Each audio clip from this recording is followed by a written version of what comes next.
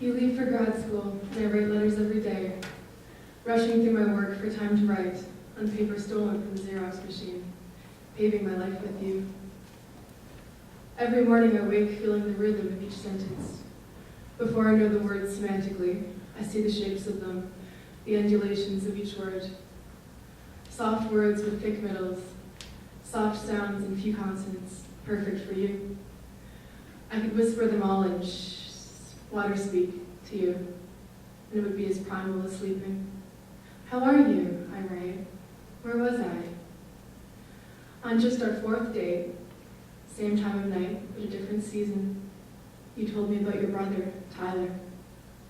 The day before Tyler died, you said, was warm enough to brighten the ice with rain.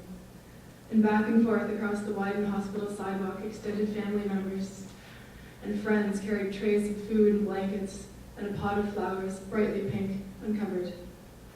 Your mother invited all the kids in Tyler's class over the evening of his last birthday.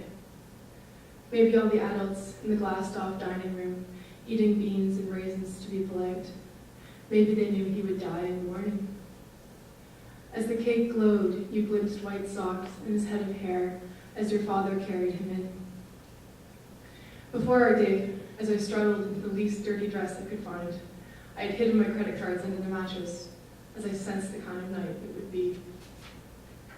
You change the subject, and you tell me about Homo sapiens sapiens triumphing over Neanderthals, our mysterious set of advances which devastated and extinguished them, which almost certainly centered around the birth of human consciousness, that simultaneous blossoming of articulate selfhood, and its barrier between self and everything else, marking our separation from animals, as documented through lively painted animals that still dance along cave walls and frames. For 30,000 years, we kept fervently going, painting animals over and over and over, and you found it amazing, these sustained and collective meditations, a new intermediary between life and death. But life and death are all that's real, and animals cannot contemplate, they only embody. So I found it terribly sad and romantic. Tens of thousands of years spent mourning an inexplicable loss which came into being as soon as it was understood.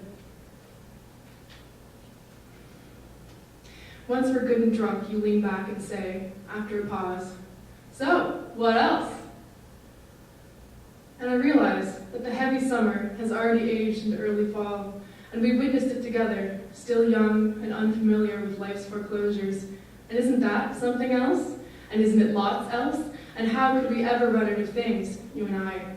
We never will. They're countless now, but we couldn't have known that then. I smell cigarette smoke in the heat, in the wet, the August Eden leaves, and the entire street reeks of soil as it begins to rain, and I savor the slick taste of my wine as my stomach pounds, and the rain clears and I say, "Take me home, please." And we go, stumbling along sideways with pauses to pull together for urgent kisses until we're across the street from the same glittering, built-up downtown hospital to which 10 years ago you, like so many others, were bound, horrifically bound, in tight, aching familial orbits around those in deep palliative pools of sleep like Tyler's. Its glass tunnels extend out in all directions, with newly yellow leaves slathering them, and I ask, "What's it like to live here, right here?"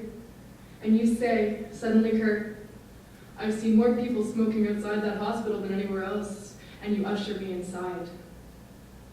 The walls hum and vibrate with scattered dancing light and shadows as your red-headed roommate plays a video game involving a gigantic machine gun attached to the TV, with its wires trailing through an open and nearly empty pizza box. And I look at his feet curled together in white enough socks, jerking with each successive, vigorous round of killing. And he says, "Oh, hey," meaning, "Oh, tits." And you lead me to the kitchen, flick on the light, and evidently read my stricken face, as my eyes lock on the layers of pizza grind calcifying on your stove because you apologize. We pause again. "So what else? So everything else. So everything else till we're fucking dead." Alone in your shower, I try to remember which of the shampoos your roommate uses. Tyler. And empirically, I rediscover your household's hands-off attitude towards domestic labor extends to laundering the towels, and pat myself down with flaking toilet paper instead, flushed and naked in the mirror. Tyler. I find you sitting on a kitchen stool, and you take in my wet hair, my face, no doubt, still faintly toilet papered in places. And as we stare at each other, I'm seized by a flash of profound physical need. Eh? You say? Meaning, what?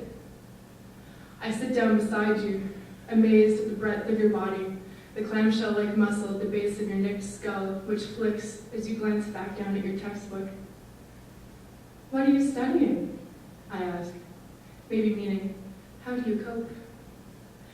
And you say, my fave, astronomy, nodding towards the night sky through the window. And we sit, looking through your thick, glossy textbook, reading about orbits and stars.